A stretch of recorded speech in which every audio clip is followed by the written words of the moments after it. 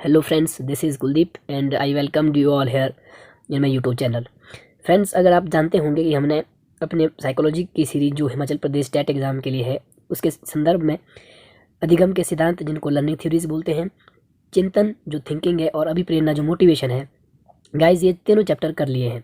तो इसका जो थ्योरी वाला चैप्टर है, इन तीनों चैप्टर का, हालांकि हमने चिंतन और मोटिवेशन को साथ पढ़ा था, इनका थ्योरी का चैप्टर हमने ऑलरेडी डाला है, जो आप हमारी प्लेलिस्ट में देख सकते हो। इसके जो टॉप एमसीक्यू है, जो इससे संबंधित एमसीक्यू है, जो हिमाचल प्रदेश टेट के एग्ज़ाम में पिछली बार पूछे गए हैं या किसी अन्य स्टेट में पूछे गए हैं, और कुछ क्वेश्चन इनमें से सी टेट के एग्ज़ाम में भी पूछे गए हैं, तो उनको लेकर हम आपके सामने हाजिर हुए हैं। तो आपको पता ही है कि जैसे मैंने पहले भी बताया था, जब जैसे जैसे हम साइकोलॉजी के चैप्टर करते जाएंगे, थ्योरीज करते जाएंगे, उसके एक या दो वीडियो के बाद हम उससे रिलेटेड एमसीक्यू भी करते रहेंगे। क्योंकि गाइज आपको पता है कि केवल थ्योरी पढ़ने से काम नहीं बनता है, आपको उससे संबंधित एमसीक्यू का ज्ञान होना अति आवश्यक है। तो चलिए फ्रेंड्स, शुरू करते हैं। एक और चीज़ मैं आपको बता दूं फ्रेंड्स, आज मेरी थोड़ी तबीयत ठीक नहीं है, तो यार जो आवाज़ है वो नहीं आ रही है अच्छी तरह से। हालांकि मैं एडिटिंग में इस चीज़ को दूर करने की पूरी कोशिश करूंगा। फिर भी अगर आपको इसमें से कोई प्रॉब्लम है तो प्लीज़ यार आप हेडफोन लगाएं, एक दिन के लिए आप इतना कर सकते हो गाइस। चलिए लेट्स स्टार्ट। तो जो पहला क्वेश्चन है, प्रश्न नंबर 1, कार्यात्मक प्रतिबद्धता के सिद्धांत का शिक्षक के लिए निम्न में से कौन सा निहित अर्थ है? जो कार्यात्मकता प्रतिबद्धता का सिद्धांत है, जिसको क्रिया प्रसून का सिद्धांत भी कहते हैं, ऑपरेंट कंडीशनिंग जो BF स्किनर के द्वारा दिया है, उसमें से कौन सा निहितार्थ इन निम्न में से है? विद्यार्थियों को पर्याप्त अभ्यास करवाना चाहिए। तो गाइज ये थॉर्नडाइक के ट्रायल एंड एरर थ्योरी से रिलेटेड है। उचित व्यवहार को पुनर्वर्णन किया जाए। नेक्स्ट है, प्रवृत्ति को रोचक बनाया जाए या विद्यार्थियों को बार बार प्रश्न दे। ये भी थॉर्नडाइक की थ्योरी से रिलेटेड है। प्रवृत्ति को रोचक बनाने का जहाँ तक सवाल है तो ये लर्निंग थ्योरी में नहीं है, तो इसका राइट आंसर हो जाएगा ये। उचित व्यवहार को पुनर्वर्णन दिया जाए, क्योंकि आप जानते हैं कि जो RS थ्योरी है, जिसमें पहले रिस्पॉन्स दिया जाता है फिर स्टिमुलेशन मिलता है, तो इस तरह से जो उनको पुनर्वर्णन मिलता है, एनफोर्समेंट मिलता है, ऑपरेंट कंडीशनिंग जो स्किनर के द्वारा दी गई थी, तो इसका राइट आंसर हो जाएगा भी। गाइस आप इसके नोट्स जरूर बना लें, क्योंकि ये क्वेश्चन टेट में आए हुए हैं। बढ़ते हैं आगे। जो नेक्स्ट क्वेश्चन है, प्रश्न नंबर 2 है, कक्षा प्रथम का विद्यार्थी मार खाने के बाद सभी शिक्षकों से डरने लगता है, यह उदाहरण है। ये किसका उदाहरण है गाइस? तो ये है प्राचीन अनुबंधन सिद्धांत का। जो क्लासिकल कंडीशनिंग थ्योरी है, वो ये कहती है, आपने देखा भी होगा कि जो पेवलोव के द्वारा गिवन थी, जिसमें डॉग के ऊपर एक्सपेरिमेंट किया गया था, हमने आपको अच्छी तरह से बताया था। उसमें जब हैबिट का निर्माण हो जाता है तो फिर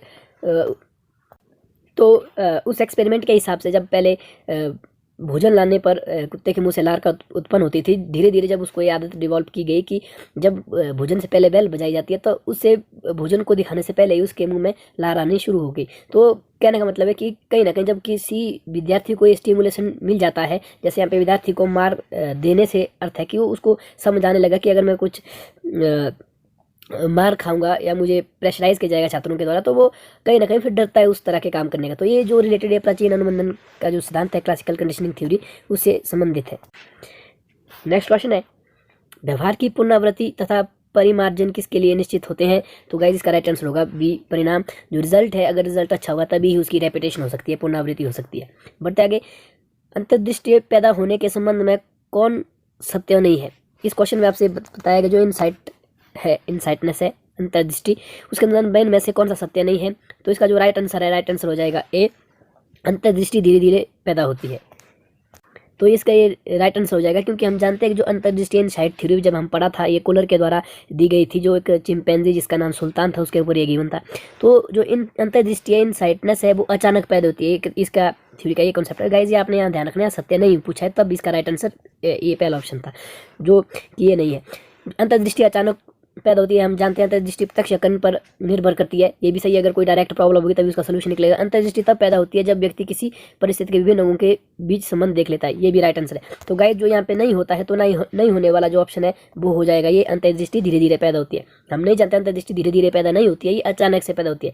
जो चिंपैंजी वाला एक्सपेरिमेंट आपको हमने पिछले वीडियो में बताया था, उसमें आप देखेंगे कि जो चिंपैंजी था, वो स्टिक जो उसके सामने और बॉक्सेज रखे होते हैं, तो वो अचानक से उनको इकट्ठा करता है और खुद बॉक्स के ऊपर चढ़ के उस स्टिक के माध्यम से केले को निकाल लेता है। तो वहाँ पे जो अंतर्दृष्टि है वो अचानक पैदा हुई थी। I hope guys you understand कर रहे हैं। बढ़ते हैं आगे।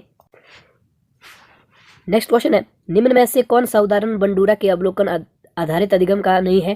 तो इसका जो राइट आंसर है वो हो जाएगा डी, स्कूल की घंटी बजने पर अपने बस्ते बंद कर लेना। ये इससे संबंधित नहीं है। जो विद्यार्थियों द्वारा कैंचू के विच्छेदन के सीखना, क्रिकेट का उत्साह और सामाजिक अधिगम अध्ययन के प्रति नापसंदगी, ये तीनों इसके राइट आंसर हो जाएंगे। गाइज हमने बंडूरा का जो सिद्धांत है वो अपने लर्निंग थ्योरी में नहीं किया था, तो इसको शायद आपको अंडरस्टैंड नहीं हो रहा हो। इसका जो हम अगली जो वीडियो लेकर आएंगे हम बंडूरा के लिए, वो अलग लाएंगे। आपको इतना भी याद रखना कि बंडूरा के द्वारा अवलोकन का अधिगम सिद्धांत दिया गया था। बढ़ते हैं आगे। प्रश्न नंबर नेक्स्ट है, आप घोड़े को पानी तक ले जा सकते हैं पर उसे पानी पिलाने को मजबूर नहीं कर सकते। यह कहावत एक उदाहरण है।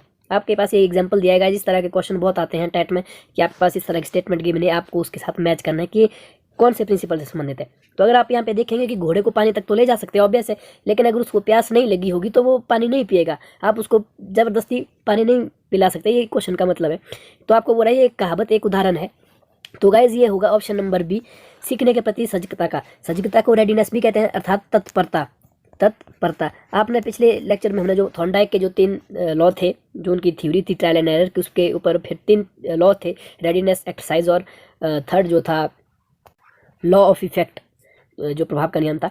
तो उसके जो यहाँ पे ये सीखने का प्रति सजगता है, तत्परता है, इसका नियम है के आधार पर ये उदाहरण दिया गया है।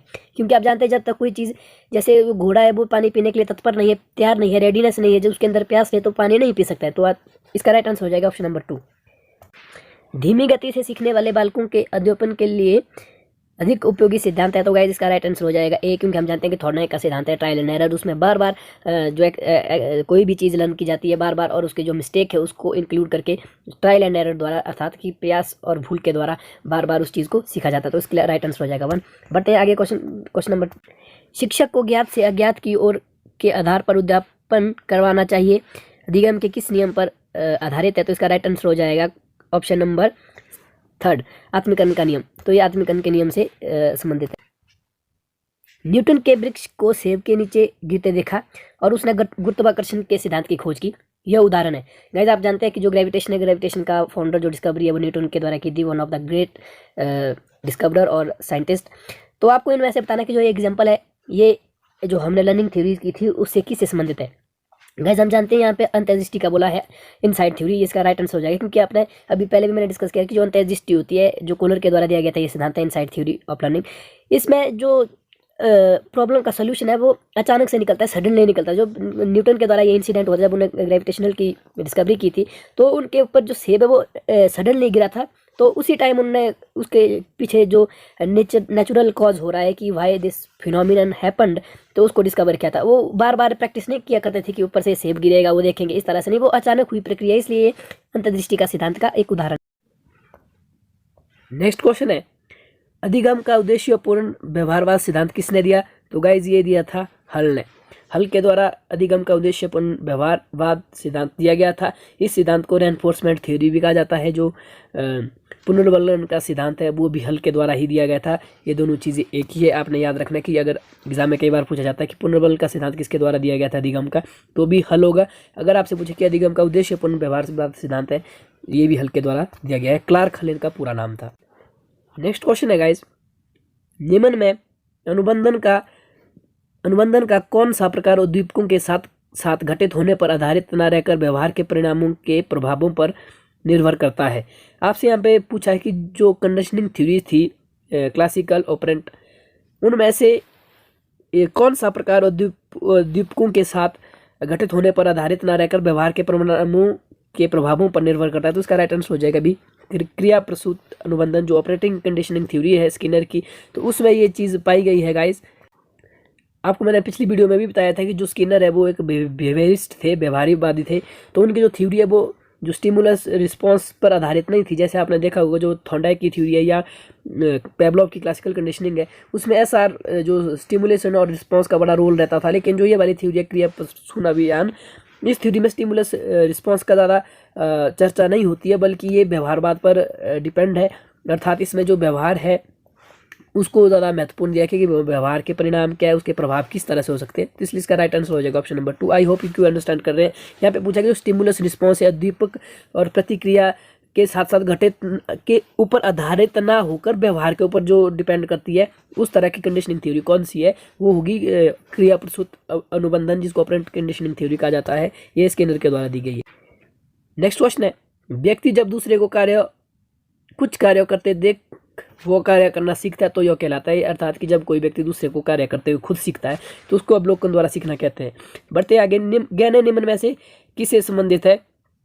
तो गाइस जो गहने हैं, गहने ने अधिगम का श्रेणी क्रम सिद्धांत दिया था। जो पिछले वीडियो थी लर्निंग थ्योरी की, उसमें मैंने आपको बताया था कि गहने ने भी लर्निंग की थ्योरी दी थी, जिसमें उन्होंने 8 स्टेप बताए थे, 8 तरीके बताए थे जिसके द्वारा लर्निंग हो सकती है। इसको 8 कंडीशंस भी बोलते हैं, 8 जिसको कंडीशंस जो है वो अधिगम का श्रेणी क्रम, उन्होंने मतलब स्टेप में बताई थी, ये सीरीज में बताई थी, सीक्वेंस में बताई थी कि 8 स्टेप है। तो ये गहने की थ्योरी है। हमने उस पर आपको सिर्फ इंट्रोडक्शन दिया था गहने का, क्योंकि वीडियो लंबी बन गई थी। इसके ऊपर भी हम सेपरेट वीडियो बनाएंगे। तो बढ़ते हैं, नेक्स्ट क्वेश्चन है, प्रतिक्रिया का विलोप होना निम्न में से किसके बाद अधिक कठिन होता है? तो इसका राइट आंसर हो जाएगा सी, आंशिक पुनर्वलन। जो थोड़ा सा रेनफोर्समेंट होता है उसके बाद जो है उसके विलोप होने का कारण होता है। वाइगोत्स्की के अनुसार बच्चे सीखते हैं, जो वाइगोत्स्की है उनके अनुसार जो बच्चे हैं वो वयस्कों और समवयस्कों के साथ परस्पर क्रिया करके सीखते हैं। जो उन्होंने एक थ्योरी दी थी जिसमें ZPD, जो जोन ऑफ प्रॉक्सिमल डेवलपमेंट, तो इस थ्योरी में उन्हें, इस थ्योरी को social and cultural development theory कहा जाता है। इस थ्योरी में उन्होंने बताया था कि जो बच्चे हैं वो दूसरों की मदद करके और खुद मदद करते हैं उसके द्वारा सीखते हैं। इसको स्कैप फोल्डिंग कहते हैं। गाइस वाइगोत्स्की की ये थ्योरी बड़ी इंपॉर्टेंट है, इसको भी हम आगे करने वाले हैं, तो इसके लिए हम सेपरेट वीडियो बनाएंगे। अभी आपको इतना याद रखना है कि जो ये है ये इसका राइट आंसर 4 है। और इस थ्योरी को जो वाइगोत्स्की ने दिया था इसमें 2 टर्म बड़ी इंपॉर्टेंट है, एक ZPD, एक स्कैप फोल्डिंग। जब हम इस थ्योरी को करें तब आप इसको अच्छी तरह से समझेंगे। बढ़ते हैं आगे, नेक्स्ट क्वेश्चन है गाइज, मनोविज्ञान का क्षेत्रवादी सिद्धांत किसके द्वारा दिया गया था? तो गाइज ये क्वेश्चन बड़ा ही इंपॉर्टेंट है, इसको आप ढंग से यहाँ पे देख लें।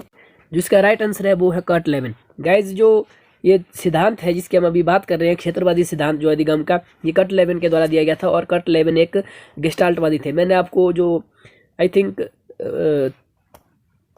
कि जो लर्निंग थ्योरी थी, लर्निंग थ्योरी में हमने ये चीज़ डिस्कस की थी कि जो गेस्टाल्टवादी साइकोलॉजिस्ट कौन कौन है। एक बार मैं फिर से आपको बता दूं, जो गेस्टाल्टवादी मनोवैज्ञानिक है वो है बर्दीमर, कोफा और कोहलर, और उसके साथ ही कर्ट लेविन। उनमें से कर्ट लेविन ऐसे मनोवैज्ञानिक थे जिनने अधिगम का क्षेत्रवादी सिद्धांत दिया था। आपको ये याद करना है। अगर आप ये चीज़ भूल गया तो आपको क्या करना है कि हमारी जो वीडियो बनी थी लर्निंग थ्योरी के ऊपर, उसमें जब हम कोहलर की इनसाइड थ्योरी करेंगे वहाँ पे मैंने अपने नोट्स में ये चीज़ बिल्कुल अच्छे से करवा रखी है। बढ़ते हैं आगे, और ये गाइज ये वाला क्वेश्चन एग्जाम ओरिएंटेड क्वेश्चन है। नेक्स्ट क्वेश्चन है, पियाजे के संज्ञानात्मक विकास जो कॉग्निटिव डेवलपमेंट है के सिद्धांत अनुसार संवेदी क्रियात्मक अवस्था सेंसरी मोटर स्टेज जो है वो कौन सी है? तो गाइज यहाँ पे इस क्वेश्चन को डालने का मकसद मेरा यही है कि जो आपको मैं एक आभास करवा लूँ कि पियाजे कितना इंपॉर्टेंट नाम है साइकोलॉजी में। अगली वीडियो हम पियाजे के ऊपर ही बनाने जा रहे हैं, इसलिए मैंने ये क्वेश्चन आपको डाला था। गाइज अगली वीडियो आप ज़रूर देखें जो पियाजे के ऊपर होगी। पियाजे के ऊपर ज़रूर 1 से 2 क्वेश्चन HP टेट में या इससे ज़्यादा क्वेश्चन भी पूछा जा सकता है, क्योंकि पियाजे की जो थ्योरी है कॉग्निटिव डेवलपमेंट की वो बहुत ही महत्वपूर्ण है। यहाँ पे इसका जो राइट आंसर हो जाएगा वो हो जाएगा ऑप्शन नंबर 1, जो सेंसरी मोटर स्टेज है, अर्थात संवेदी क्रियात्मक अवस्था, वो जन्म से 2 वर्ष की होती है। आपको मैं बता दूं कि पियाजे ने 4 अवस्थाओं में बालक आयु को डिवाइड किया था, और ये थ्योरी बड़ी ही महत्वपूर्ण है। एक लेक्चर बनेगा इसका 30 मिनट का, उसके बाद उस दूसरी वीडियो में हम इसके MCQ करेंगे। बढ़ते हैं, नेक्स्ट क्वेश्चन है, जोन ऑफ प्रॉक्सिमल डेवलपमेंट। अभी मैंने गाइज आपको ये चीज़ बताई थी, ZPD का प्रत्यय किसके द्वारा दिया था? तो ये जो कॉन्सेप्ट है ये वाइगोत्स्की के द्वारा दिया था। बहुत बार ये क्वेश्चन रिपीट होता है गाइज। अगला जो क्वेश्चन है ये भी बहुत बार रिपीट हो चुका है, इसलिए मैं बोल रहा हूँ कि आप जो इसका या तो नोट्स बना ले, अगर किसी को PDF चाहिए तो वो मुझे कमेंट सेक्शन में मैसेज कर ले, मैं जरूर आपको इसकी PDF प्रोवाइड करवा दूंगा।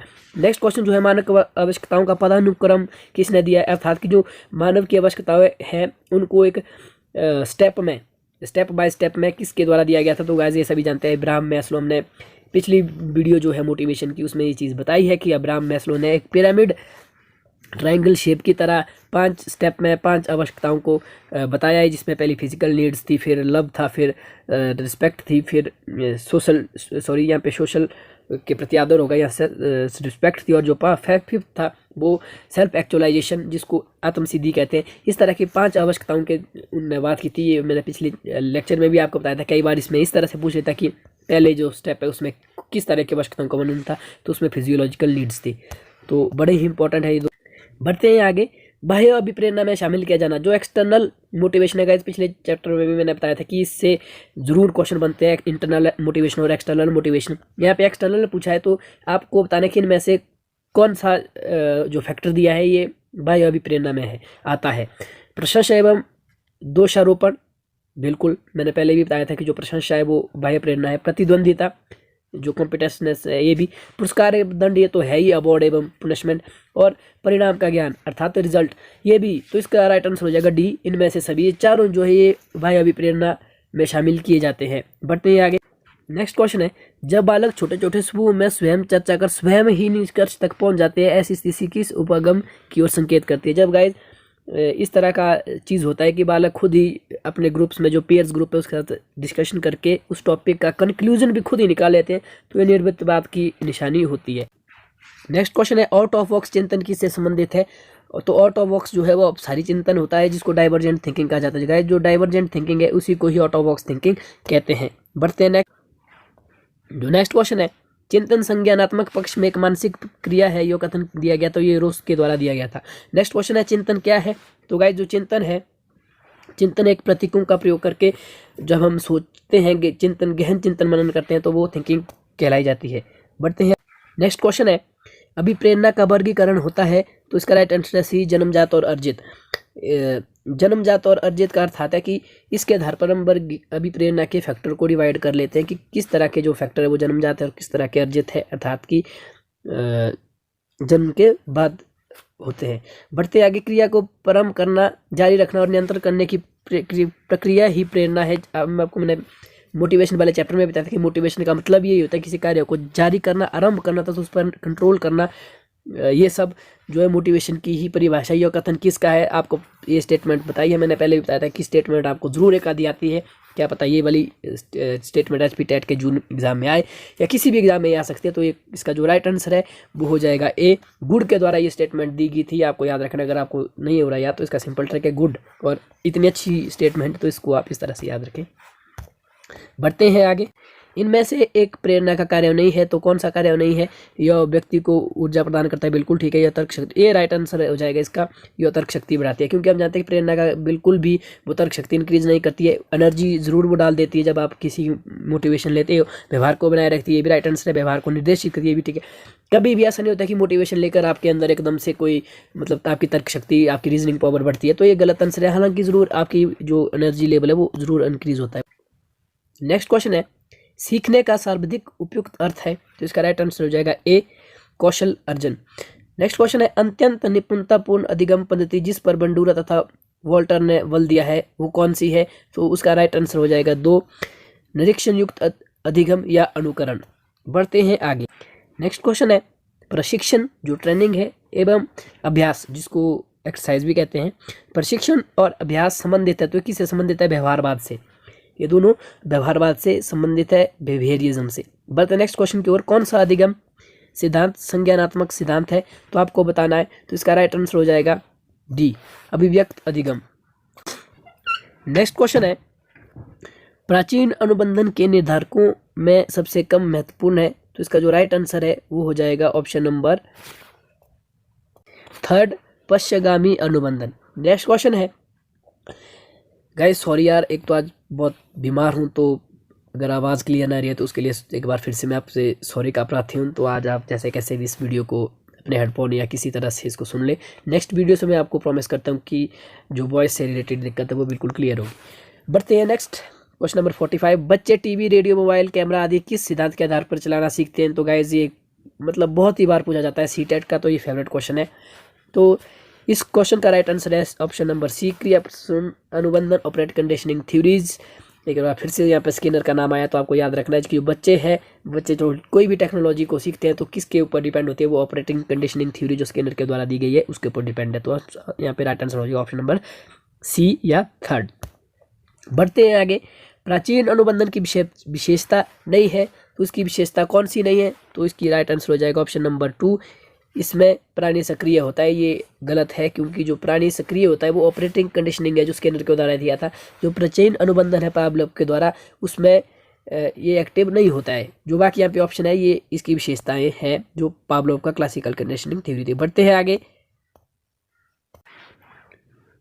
नेक्स्ट क्वेश्चन है, अधिगम साधन तथा साध्य के बीच एक संज्ञानात्मक संबंध है जिसका सामान्यकरण अन्य परिस्थिति में भी किया जा सकता है। ये अधिगम का कौन सा सिद्धांत है? तो गाइज ये है इनसाइट लर्निंग थ्योरी जो कोलर के द्वारा दी गई थी, अंतर्दृष्टि के सिद्धांत, उसका ही एक उदाहरण है। बढ़ते हैं आगे।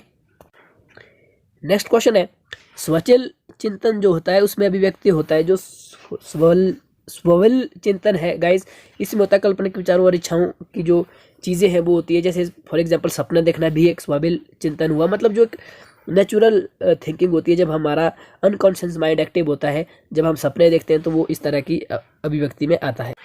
नेक्स्ट क्वेश्चन है, निम्न में से अभिप्रेरणा का मूल तत्व नहीं है। तो अभिप्रेरणा का जो मूल तत्व है वो है आवश्यकता है, प्रणोद है, प्रोत्साहन है, जो उपलब्धि है गाइज यहाँ पे ये इसका मूल तत्व नहीं है। मैंने मोटिवेशन वाले चैप्टर में ये चीज़ करवा रखी है। नेक्स्ट क्वेश्चन है, मैस्लो के आत्मसिद्धि सिद्धांत के अनुसार व्यक्ति जब आत्मीयता की आवश्यकता पूरी कर लेता तब वो कौन सी आवश्यकता की पूर्ति हेतु प्रयास करता है? मैंने अभी जैसे आपको बताया था, मैस्लो ने 5 स्टेप में ह्यूमन नीड्स जो है मानव की आवश्यकता उनको डिवाइड किया था। तो इसका राइट आंसर हो जाएगा ऑप्शन नंबर फर्स्ट, सम्मान की आवश्यकता। जब वो आत्मीयता की आवश्यकता पूरी कर लेता है, अर्थात कि वो जब उससे सोसाइटी से लव मिल जाता है सेल्फनेस के लिए, तो उसके बाद वो अपने रिस्पेक्ट की आवश्यकता हो जाती है उसे, कि समान हो सोसाइटी में, बस उसी का ही आदर करे। तो इस तरह की जो धारणा हो जाती। तो गाइज यार ये थे आज के कुछ MCQ जो हमने लर्निंग थ्योरी, मोटिवेशन और थिंकिंग के ऊपर किए। अगर आपको ये वीडियो अच्छा लगता है तो प्लीज़ यार लाइक और शेयर करना ना भूलना। अगर आपने अभी तक हमारा चैनल नए विजिटर हो, सब्सक्राइब नहीं किया तो गाइज यार सब्सक्राइब कर ले, और उसके साथ जो बेल आइकन है उसको भी प्रेस ज़रूर कर ले। नेक्स्ट वीडियो को लेकर हम आपके साथ जल्दी हाजिर हो जाएंगे, जो आई थिंक प्याजे के ऊपर होगी। बड़ा ही इंपॉर्टेंट कॉन्सेप्ट होगा और उसके MCQ भी हम जल्दी आपके लिए कराएंगे। इसके साथ ही गाइज एक चीज़ मैं आपको और बता दूँ कि हमारा चैनल अब हिमाचल प्रदेश जो TGT नॉन मेडिकल की प्रिपरेशन भी करवा रहा है, जिसके संदर्भ में हम आपके लिए केमिस्ट्री के ब्यूटीफुल नोट्स और ब्रीफ एक्सप्लेनेशन के साथ आपको उसकी केमिस्ट्री की सीरीज़ भी आपके लिए लाने वाले हैं, जो जल्दी ही चैनल पर अपलोड की जाएगी। तो मिलते हैं नेक्स्ट वीडियो में गाइस, तब तक के लिए अपना ख्याल रखिए और स्टडी करते रहें। धन्यवाद।